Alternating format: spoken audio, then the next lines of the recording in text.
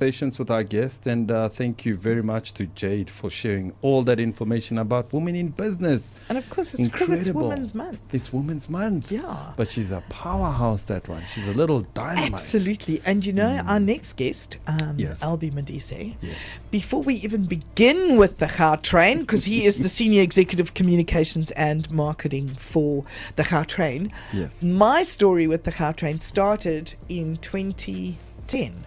Because we had to have this train ready for the Soccer World Cup. That Yes. was the whole thing behind it.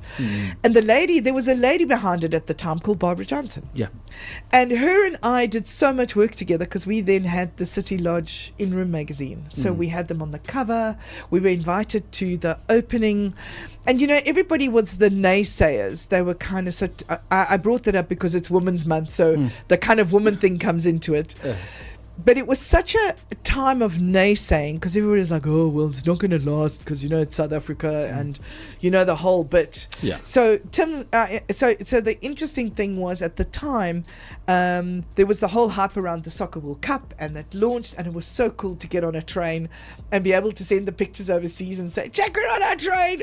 And I think at the time, if I'm not mistaken, it was Sandton to the airport. That was our journey. Yeah. And it was so amazing to sit on this train and go from one to the other and know that we didn't have to be overseas to be on this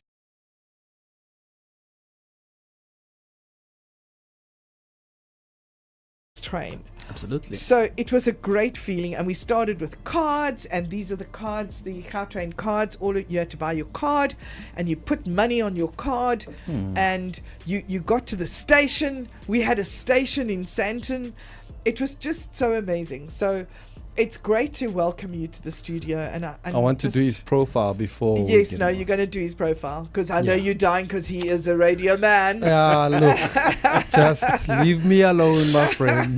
Let me be. So I really just wanted to welcome you into the studio and just, we're so happy to have you here because you just bring to us such joy. Thank you. Having Thank our very own train in South Africa. Fantastic. Thank you so and much. now it's your turn. Okay. All right, Albie, I'm going to do this, okay? So I'm going to tell people who you are, okay? So Albie Modise is an experienced and qualified communications executive with rich and reliable expertise in areas ranging from management and advisory roles in media relations, corporate communications, communications policy, broadcast media policy, and management of marketing and communications functions. Modise is an experienced spokesperson who has served the South African government in the ICT sector and environment management communications. Modise is a confident public speaker who has served as a lecturer in broadcast journalism with an undying passion for the communication sector. Now, you are my man, because you know, I'm a communications junkie, so Yes. you know, I mean, you like the OG. You know, the legend. No, thank you. Thank you so much for coming through. Thank you so much. So I'm sure every time you hear somebody read out your profile, you're like, okay, is that me? Or does it shock you? Or is it normal now to hear people introducing you? It shocks me. Okay.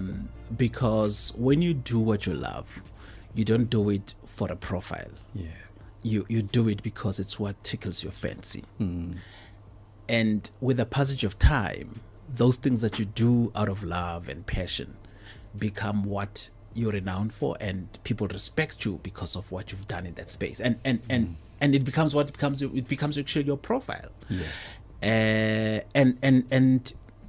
So when someone reads out your profile, or you've just done now, I try to retrace the years as you go through the different phases of that career path. God has been kind, I must say. Absolutely. Yeah. Wonderful. All right, so I'm going to go one or two steps back. So where were you born and raised? I was born and raised in a township called Garankuwa. Oh, okay. In Pretoria. Komahlanye. Yeah. I was born and raised in Garankuwa. So in those years, the township was placed under the Buputatswana administration. Yes. Bob. Yes. So this is the closest that Buputatswana was to Pretoria. And the idea was to to really have that segment of the Pretoria township placed in a homeland, and to see how effective the homeland system would be, even if it's closer to the capital city, Pretoria.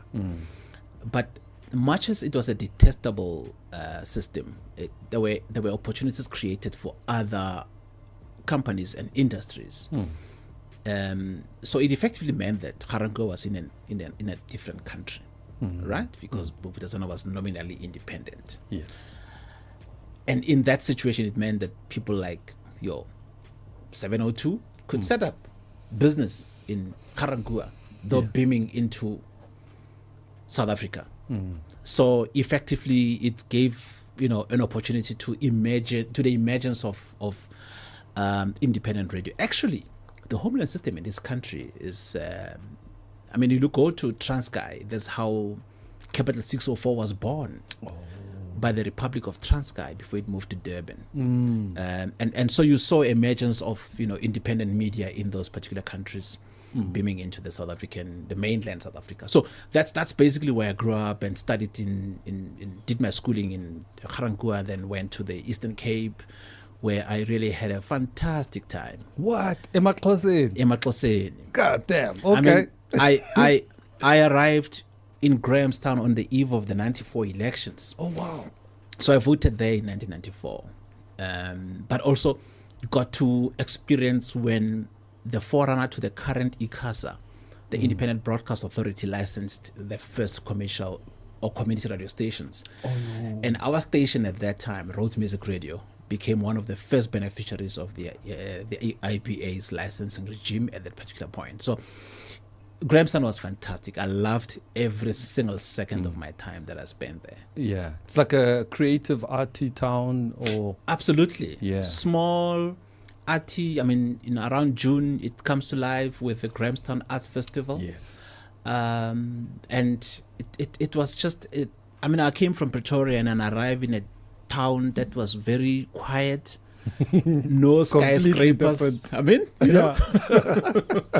actually, I remember the first few days when I arrived there, I kept on wondering whether I would really survive in this town. But I had, one of my most memorable episodes of my life in that particular town. And you went into studying communications there, or? I did journalism. I did journalism at Rhodes, and so from the age of 12, I knew I wanted to do this thing. There was never a time when I wanted to do anything different from. So at 12, I would have wanted to do radio, right? Who was your influence? So I'm 12 years old. Radio Bob is changing the sound of radio in South Africa, right? There are guys like Lawrence Dube. Oh my God, yeah. There are guys like Tim Modise. Yes. There are people like Modisani Modise. Yes. There are, Bob gentlemen like... No, I'm going to come to Bob. Okay. These are the legends. These are the legends. These are the guys who laid the foundation. Modisani Modise. Yes. And there's a guy called Tebogo Matima who, jointly with Lawrence, were part of the team that set up Kaya FM. 1989 arrives. I'm in high school. I'm about 16, 17. I'm 17 years old. And then I open the radio and I hear a gentleman called Bob Mabena. Oh my God. Yeah. The legend himself. Yeah. And life has never been the same ever since. Wow. Yeah. So Bob changed the game completely for you. He did. So I was young. I was looking for a black person I can identify with. Young, vibrant. But someone who can, make me believe in the dream that I had. And I read his story and I found that this 19-year-old from Atteridgeville, who spoke impeccable English on radio, by the way. That's also true. Yeah. Right? Yeah. He spoke with an accent before it became very famous for a black person to have an accent like that. And he went to a black school in a township, So, and that's what fascinated me about him. Yeah. This guy was defying everything that we were told we can't do. Yeah. And I knew at that time that he's destined for greatness. And he didn't prove me wrong. Over the many years, he went on to do great things. Yeah. When he arrived at Radio Metro at that time, 1992, it was a different world. Yeah. He changed the sound of the station. No, he did. So that's basically, if I go on with that on that journey, I'm telling You'll you, have to join the Gentlemen's Club. So now you have your next guest for the Gentlemen's Club. Well Yeah. done on you. Yeah, no, definitely. I mean, sorry, excuse us when we go on Yeah. our Oh, radio. listen, Okay, so and then from studying in Rhodes, where did you move to? So while I was at Rhodes, I got exposed to the workings of the SABC. One of my lecturers used to be the executive producer of not Carte Blanche, of there was a show called Agenda on the SABC. Oh yes, I remember. You know, we used to have a lot of current affairs shows, Agenda, Newsbreak, and all of that. George Mazarakis, a very, very respectable gentleman who later on went on to produce or become an EP at Carte Blanche. So he got me my VEC jobs at the SABC. Oh, okay. And I got to write bulletins for Metro at that time. This is 94, 5, 6. This country was changing. The SABC was changing from being a state broadcaster into becoming a public broadcaster. There was a lot of anticipation because the SABC was it's a crucial institution in terms of social cohesion.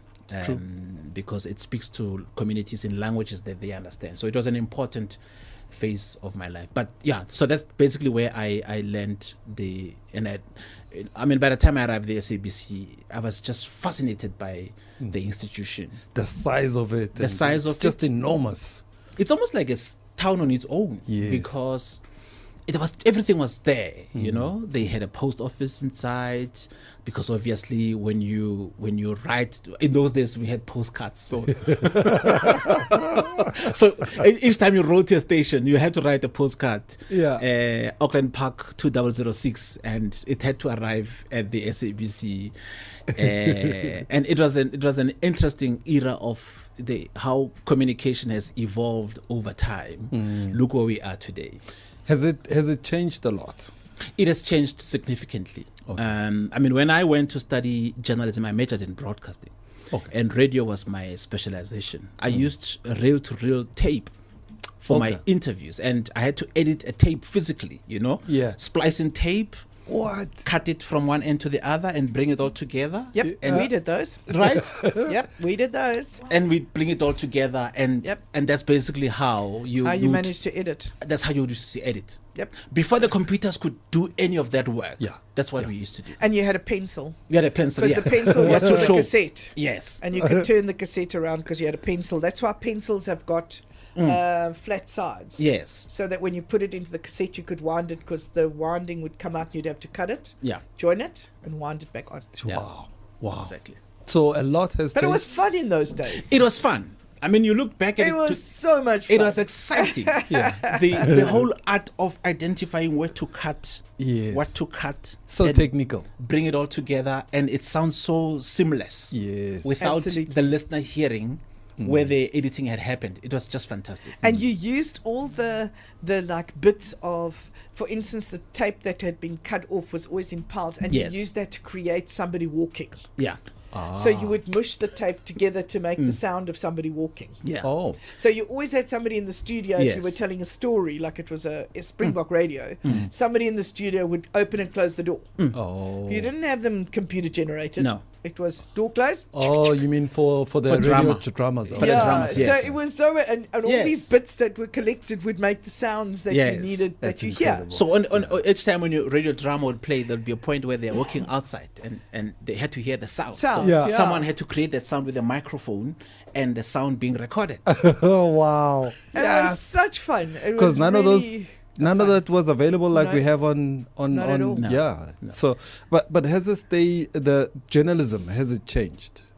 Journalism has evolved. Okay. I mean, at that time, there were few radio stations in South Africa when I was at school. The ICASA was bringing on board new voices, largely because with the democratic project unfolding, we needed to find diversity in terms of ownership, control, but also diversity in terms of voices. And therefore, ICASA was bringing on board new radio stations, but also the SABC was evolving into a public broadcaster representing the different, aspirations and views across the different sectors within society. But the newspapers were big at that time, and with the passage of time, newspapers, obviously because of digital platforms, have been, relegated to the periphery. And what was really fun was when a client, like I worked for a company called Punchline. Yes. They were announcing a new computer. They took the front page. Yes. And you went to the Star that night and watched the newspapers coming out. Yeah. Wow. Those were real days. And you could actually feel the excitement. You could pick up the newspaper. Yes. It was, and you could, it was just so different. Absolutely. To what it is now. Yeah. So now people much just different. so now people just consume obviously content differently. Okay, so I want to go back to one issue. So we move fast. Yes. In terms of when I say we move fast, I mean in terms of how we consume. Every hour there's a breaking story. Yes. By the time 7 p.m. arrives, you can't even remember what was trending morning. at 7. Yeah. We used to wait for the 7 p.m. news on television. Yes, That's yeah, true. we did. That's not true. So nothing happened during the day. Yeah. Well, except radio. Radio would break stories, on their Bits and pieces. Yeah, during the bulletins during the day. But to get the visual appeal and element of the story, you wait for the 7 p.m. news, and that's where the nation would actually watch what was unfolding during the day. The ethics within journalism, have they regressed, or are they still more or less the same? So I'm a firm believer in the respect of, let me take a few steps back. Journalism is about society reflecting itself to itself. Okay. But also because of the fact that there are individuals with power over everyone else. When I say power, I mean journalists have got power to project individuals in a particular way. So the ethics become an important part of it. And ethics become important. So when I spoke to you about how real editing worked, Yeah. so when a person says a sentence, you can't, in your editing, misrepresent what they said. Yes. So if I say, I like coffee, I don't like tea, right? You can't edit me to a point where it says, I like tea. Right? Because you can effectively do that. You can chop out the parts that I said that you don't like and misrepresent me. So the ethics are important in that particular regard. But also, ethics are important also in a sense of ensuring that the dignity of the individuals you're writing about or you are broadcasting about, they are not in any way, their reputation is not damaged or it's not in any way impugned. And it's an important element for any media practitioner, because media, it's a very powerful instrument, a platform as well. How we project other people is dependent also on how we view our role as people who build society, without misrepresenting the facts, of course. So coming back to the Gautrain as well. When they first built the Gautrain and the story started to come out, it was quite interesting, and correct me if I'm wrong, but two Zimbabwean guys were the engineers who were based on how this was all going to be built so many meters underground. And that's when the news broke overseas that we were building our first train, more so like the underground trains would be in London and places like that. And it would be a people mover. And they had something very similar at Sun City, where they had learned how to make a train go backwards and forwards. Yeah. There was a driver on that side and a driver on this side, and it went from the parking. It was going overhead. Yes. Correct. It was an overhead. Yes. So prior to the event, I think it was a few years. It was quite a few years when they awarded us the 2010. Yes. This train was going to be built, and using the media. We were promoting the train, and we got a lot of flack because people were saying it'll just last for as long as the Gautrain, as long as the World Cup was going to last. What were we getting so excited about? Yeah. And they never realized that actually South Africa used to have a good train system, but for whatever reason it just deteriorated, and that was what it was. But now the excitement was around being at the airport. You could get on this train and Yes. you could end up in Sandton. And most of us that time when it launched caught the train for fun. It was an outing. We got on the train because you're not allowed to eat on the train. You're not allowed to chew gum. You're not allowed to... There's a lot of Drink. stuff that... Yes. And that's what kept... We are now how many years later? 15 years later. That train looks as new as it did Yeah. when we launched it in 2010. And I use we because it was a South African project. You're right. So I mean, tell us about the it- journey that really started all that time back, because I love the story. I just think South Africa is so proud. So at that particular point, firstly, there's a context to it. Gauteng is the smallest of all of the provinces, True.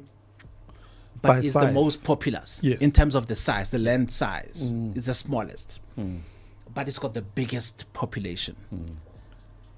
If we continue at this rate, you will not be able to drive to Pretoria, or you won't be able to drive out of here because practically everyone will be using their own car. And in the build up to the 2010 Soccer World Cup, of course, the train was not built around the World Cup only, but the World Cup gave us much more Gave us the impetus, reason, yeah. right, to really get this system going.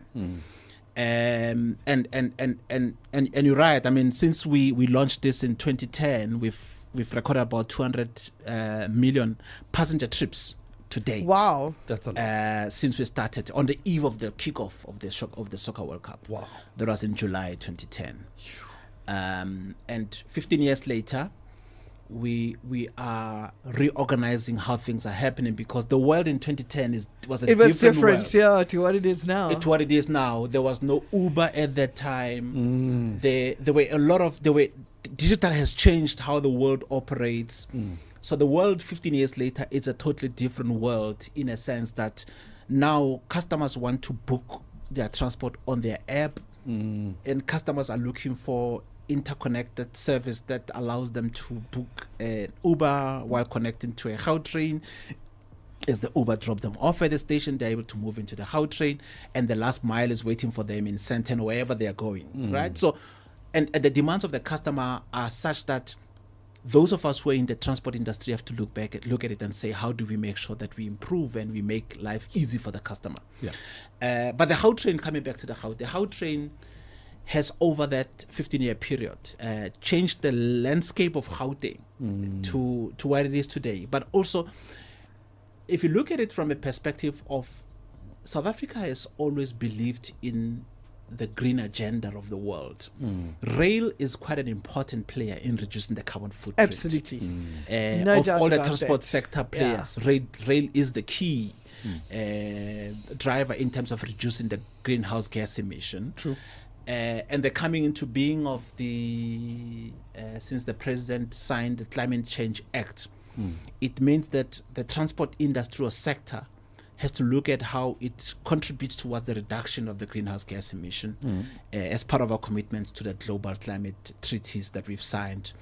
And we continue to be part of the United Nations Framework Convention on Climate Change while localizing our action as part of the international commitments. But also to reduce there had been opposition to the growth, or even the Gautrain. I mean, you correctly pointed out that some were saying it might not even go anywhere beyond the World Cup. The opposition parties and all of them. Oh, but Exactly. look at us now. Yeah. But we hadn't seen anything like this by that time. Yeah. So maybe it was pure. It was a wild idea. It was a wild idea, right? Yeah, the thought of it, like Yes. you're gonna dig tunnels, like from. But you know, it's so it's one just of South incredible. Africa's most successful stories. And I Absolutely. go back to someone like you who was in radio and media. Why does the world not know that is an amazing success story? Because I walk on that train, because when I have to go to Sandton, it's like, drop me at the Rhodesfield station and I'll catch the train. It's so Yes. nice to say that. Yes. And then I get dropped in, and the station is clean. Clean. You can, the people are friendly. There's no vandalism on those No things. Yeah. vandalism. Yeah. The staff are waiting to help you. I feel safe.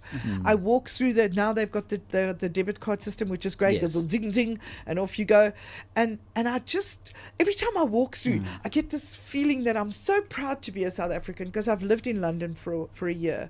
And let me tell you, as much as that tube system works, it's dirty, it's never clean, it's just a lousy station. Yeah. I mean, I get that it's a people mover, so don't get me wrong, but the way we've looked after ours has just made me so proud, and to see the way that we deal with it. Yeah. I just wish that you guys, now that we know we're gonna be after you, because we want to see it on the Yes. headlines to Yes. say one of the most success stories we have in this continent is our Gautrain. You're right. I mean, so what also I could add is that when the Gautrain was born, and the idea of a concession agreement was part of the conversation. At that time, Bombela was awarded the concession, correct. the concession to construct and operate. Correct.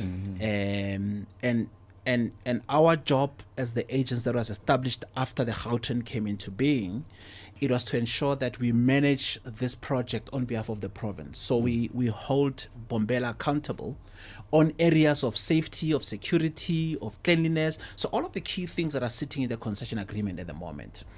And that's why it's clean, and that's why the security element is an important part, because in South Africa, security is quite a key consideration when anyone does anything. So when you want to use public transport, security Correct. becomes a key consideration. Sure.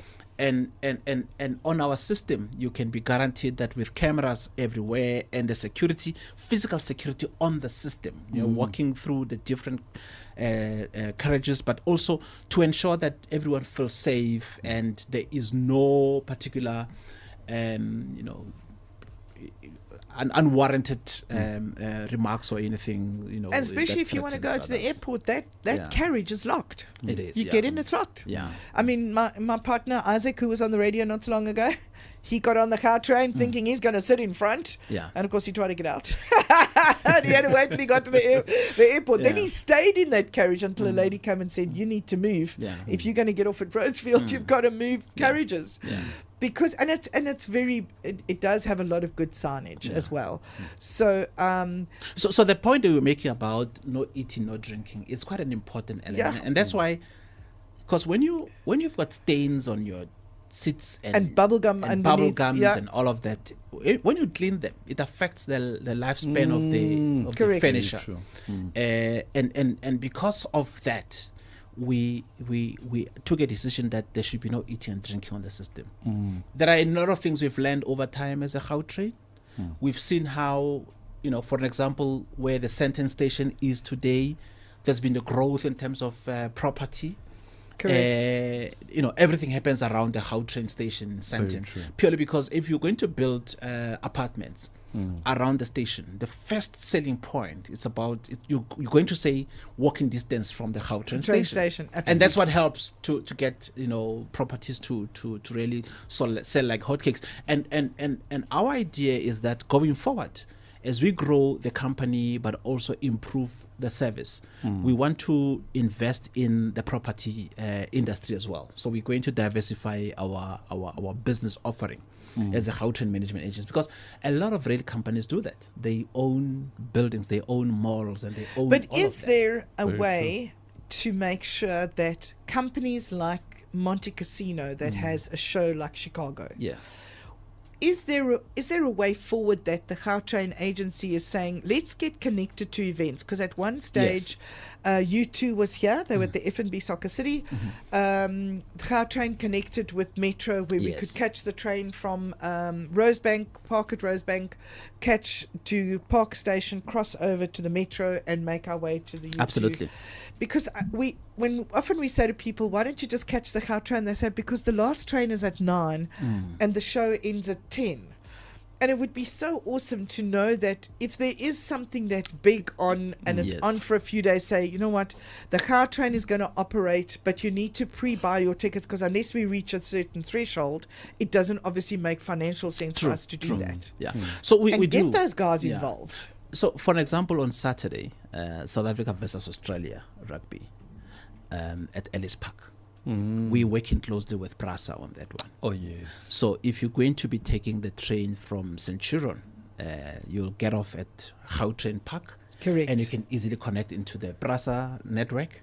to take you directly to there, because the station is just behind. It's Behind Ellis yeah, Park. it's just behind Ellis Park Stadium. Yes. So it makes it easy for the two systems to work together. And we did the same when we were there was a rugby game at Loftus Versfeld, where you can take, if you're coming from Johannesburg. That's the Hatfield. Yeah, you go. Yeah, you can take the train. Iliadin Aloe works fast to provide relief that lasts long for up to 12 hours. Try Iliadin Aloe today. The train, how train to Hatfield. No, not Hatfield, Pretoria Station. Because then from Pretoria Station, you're able to connect to, the PRASA system has got a station just behind Loftus. But it would be good to get someone like Loftus and Ellis Park Yes. to say, if you catch the train, Absolutely. we're going to give you a discount. Yeah. Or we're going to give you a free beer. Or something that says it makes sense for you to use the train system. Stop being so Absolutely. precious about using your own car and then having to park a million miles or park on the pavement or park on somebody's house or whatever. But people do use it as soon as you announce those. Absolutely. Yeah, so Absolutely. I But saw it more with Ellis people Park. need to be using it Yeah. in terms I mean, of reducing the point you were footprint. raising about Ellis Park offering discounts Yeah. and some, it's related to the point I was raising earlier about how digitization has changed. So when Correct, yeah, people the collaboration. book their trips, they want a seamless movement from one point to the Correct. other. True. And it means they could be using different service providers, but But all in have one it- app, yeah. Exactly. And that's the kind of world we are in now. And we embraced it, and we're working on those particular, the That use is of so awesome the to QR hear. codes, for an example, where you are then able to work with financial sector players and everyone. So for an example, if you are in a particular, you've got an insurance with a company X, and you park your car at Hatfield Station in Pretoria, you work in Joburg Central. If your car is parked there every day, then it means it's not on the road most of the time. True. But why can't the insurance give you a rebate? A rebate. Yeah. So it's a kind of, these are the discussions that we're having now to say transport is a lifestyle, and let's integrate it into your life and make your life easy. Let's hop onto the system safely. We'll take you to the next to your destination rather, while our security makes sure that your car is safe at the station. And the bus system works amazingly Like a well. clock. Yeah, Absolutely. the feeder bus system. The The feeder feeder bus. bus system, I mean, they're in, was it December? Usually in December they have an offer. Yeah. So it's if you catch the Gautrain, the bus is R1, or Yes. your parking is R1. Yeah. And we're trying to encourage people that we know to say use the They've said, oh, we've never been on the Gautrain. It's like, Yeah. why not? It's like it's so awesome not to sit Yeah. in traffic. You're on your phone. You can send photos, because I do. When I Yeah. sit on the train, I go, you see our train 15 years later? Well, let me Yes. send it to you in London and just show you what you could be doing if you stayed in South Africa and you didn't move to Yeah. London, Yeah. because we brought London to South Africa. Yeah. I mean, what we've done now, over the past 15 years, there had been studies conducted. Last year, we had a brand valuation study. It was to assess the brand, because brands evolve, and you can imagine 15 years later, it means that the people that are using the system now in their 20s were probably 10 at that Correct. time. So they were born in a different world. Their expectations are different from someone like me, Sure. right? How do we make sure we cater for them? But the brutal reality is that we have a bigger chunk of the population that's in a lower income bracket. And we launched in May, as part of the Workers' Month agenda, a product called Clever Mover. Now, Clever Mover, it's a product that says if you earn about 350,000 per annum and you want to use the system, you can buy that product. But there's rigorous process that you go through of application to verify that indeed you qualify. Since we started that product in May, we sitting at just around 6,000 or 7,000 of those products. Of the new users. Yeah, Wow. of the new users. Who you didn't have access to Yeah. before. Yeah, we didn't have access to, but some of them could have been using the system, either coming Or once in a while. because they feel it's expensive. But what the brand valuation study said to us was that the Gautrain brand is quite a solid South African brand. A lot of South Africans are proud of the work that Gautrain does. Very true. They look at public institutions and say, we wish everyone was like Was you. like That's so Gautrain, true. I absolutely. was about right? to say something like that. But you can imagine, we also the same study also says to us, with all of those said, there is a bigger chunk of people in the country and the province who cannot afford you because they feel you are outside of their Price. affordability band rather, and therefore you had to really look at the price and say, okay, it's okay. We understand that this brand is quite a key player in terms of transport and mobility in the province of Gauteng. It's a key player also in terms of growing tourism in the province of Gauteng, because the work we do, it's aligned with the tourism strategy of the province. And some of the people that want to move are not necessarily in the same LSM group as myself. They are in the lower LSM groups. They stay in Alexandra. They want to get into the train and go probably visit cousins in Johannesburg Central, or go to Pretoria. Now, what the study also said to us is that we need to review how our products are marketed, and we package products that are specific to that particular market. And that's when we gave birth to Clever Mover. And Clever Mover actually targets those who are within the 350,000 income, but it also speaks to, we also extended to the students, right, at tertiary institutions. So if you're a student, you use that product. If you're a learner, for an example, because families move in the middle of the year, sometimes a family that was staying in Hatfield, Pretoria, has now moved to Centurion. Now the student has to move every day. The learner must take a transport from Centurion to go study or to go to school in Hatfield, whether it's Girls High, Boys High, or whatever the school might be, or even go to Hyde Park. So that product is available for those learners, and that's what we aiming to do, to make sure that it's a system that embraces everyone, but while sticking to the principle of cleanliness, security, without necessarily dumping down or even So would you compromising on also quality. consider a tourism product that sort of says, if you come to Gauteng, because we're trying to encourage more people to stop over in Joburg and not Absolutely. just fly to Cape Town, Yeah.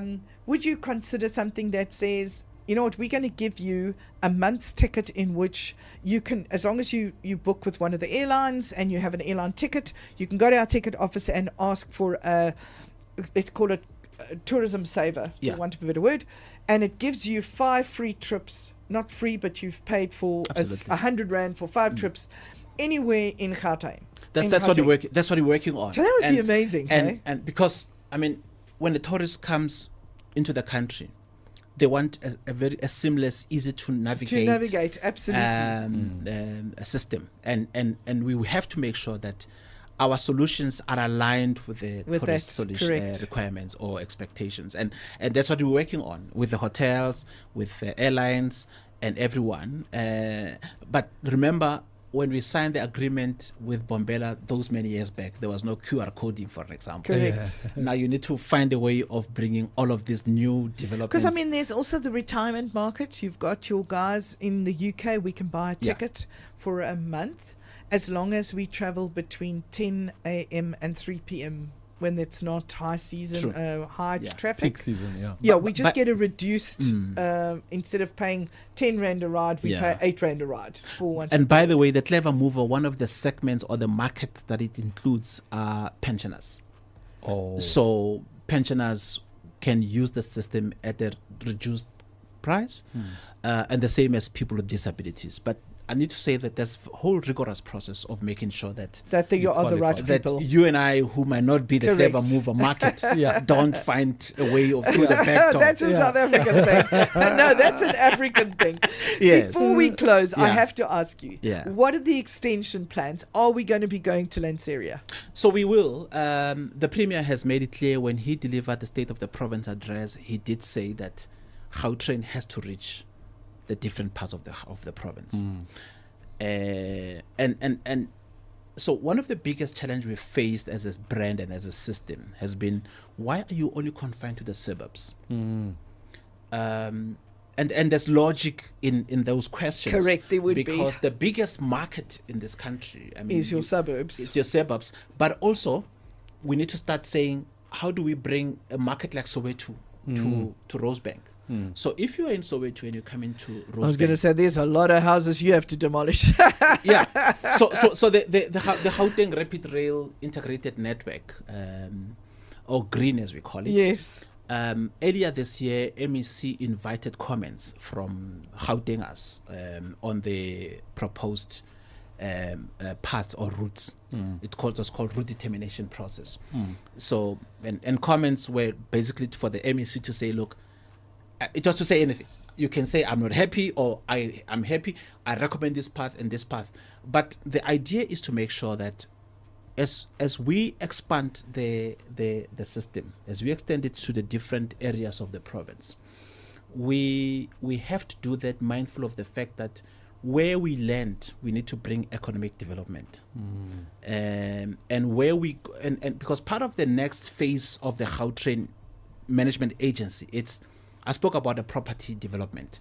We want to make sure that where we land in terms of the stations, there's an opportunity for us to build around it. Absolutely. To create jobs. To create jobs. Yeah, absolutely. But I mean, imagine if you get into the train from Park to Rosebank or to Midrand.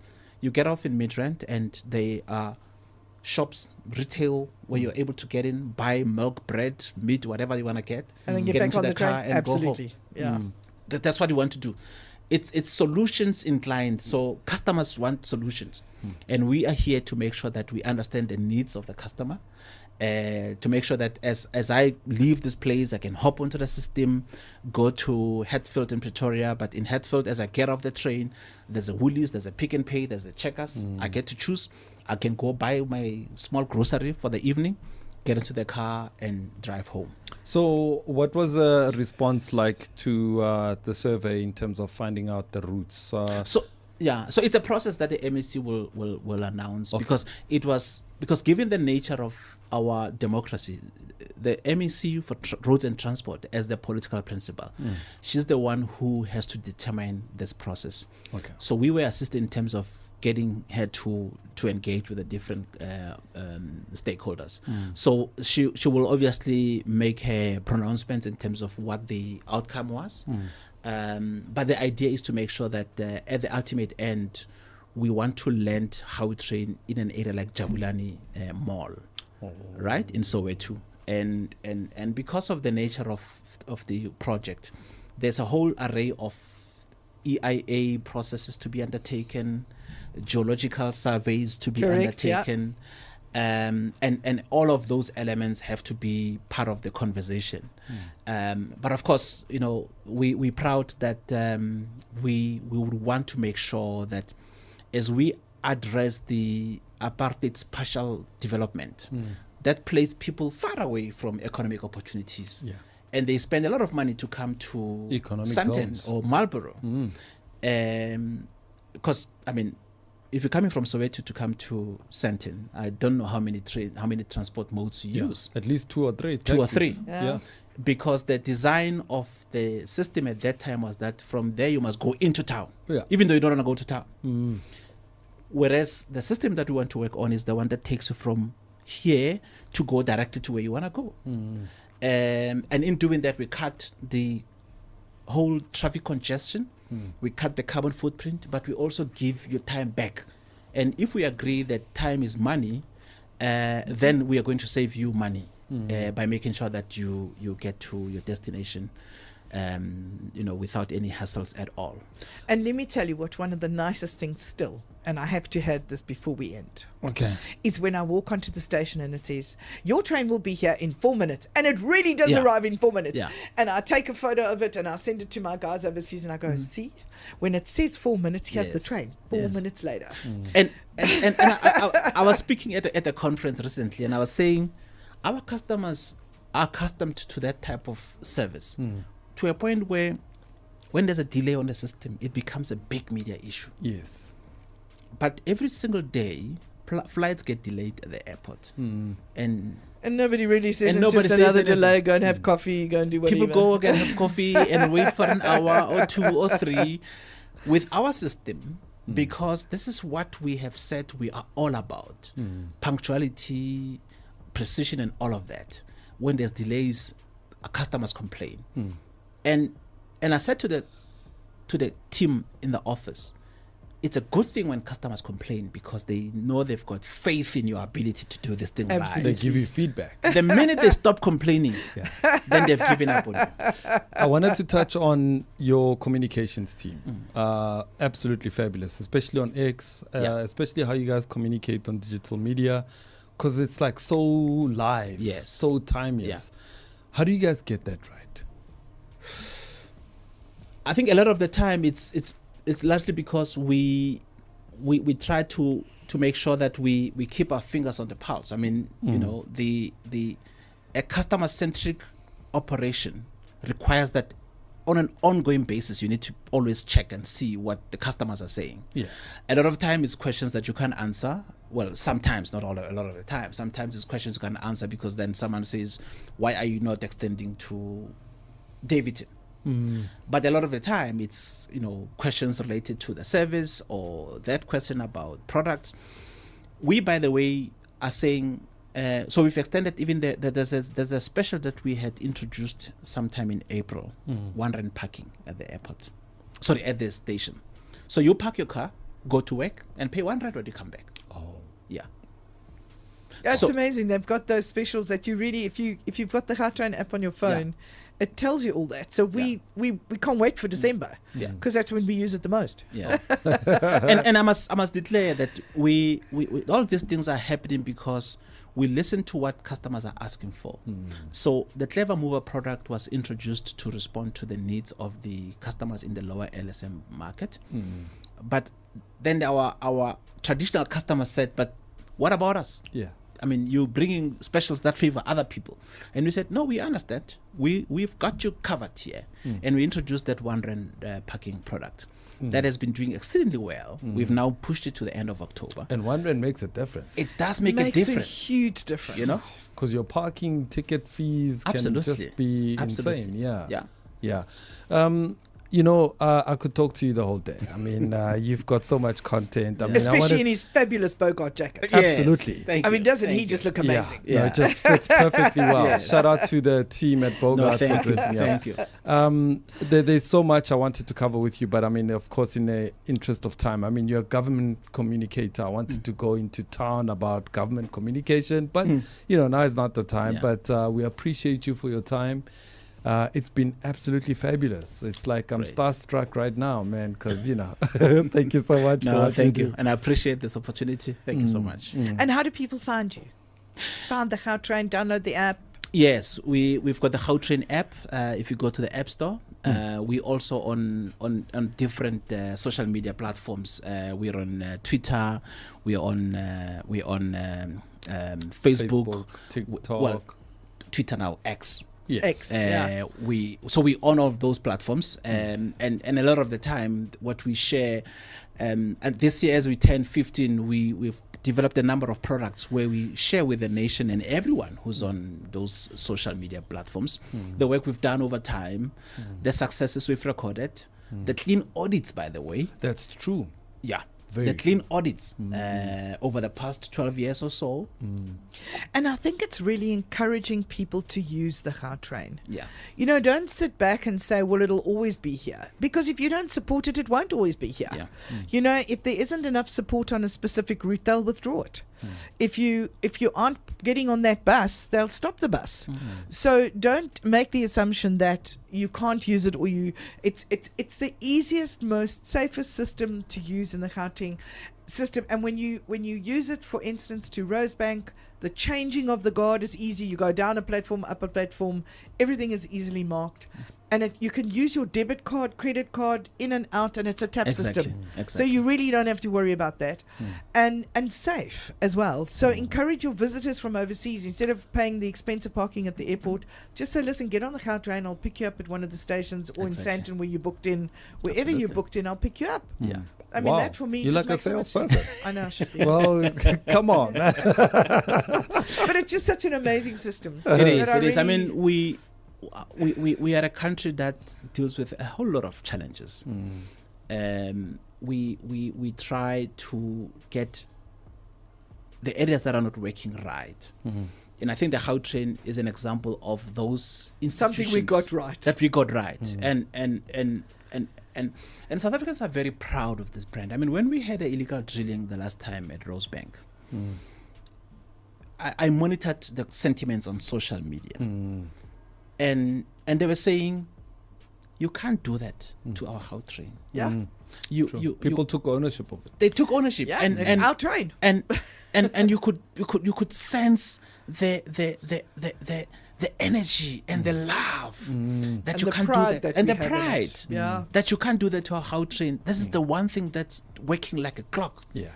And we want to make sure that as we grow the economy of the province of Gauteng, we continue to avail our service to a whole array of different social events, partnerships with sporting organizations, and ensure that as much as we take you to work, let's also take you to places where you enjoy life and you are able to relax. Yeah, absolutely.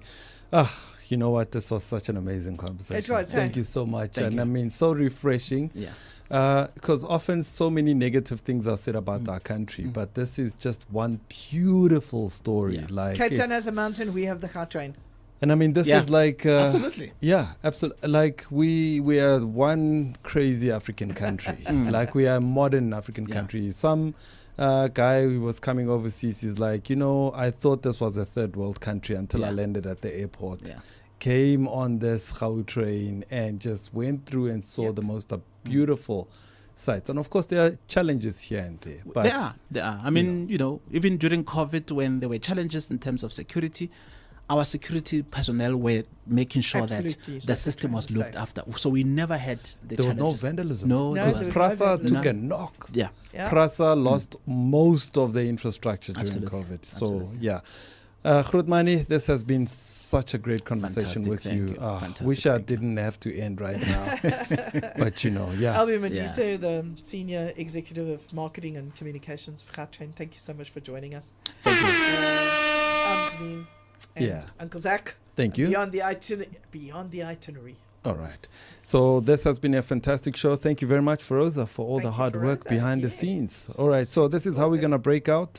Here's a song from Cher. This is called Believe. And we believe in this beautiful country, don't we, friend? We do. We do.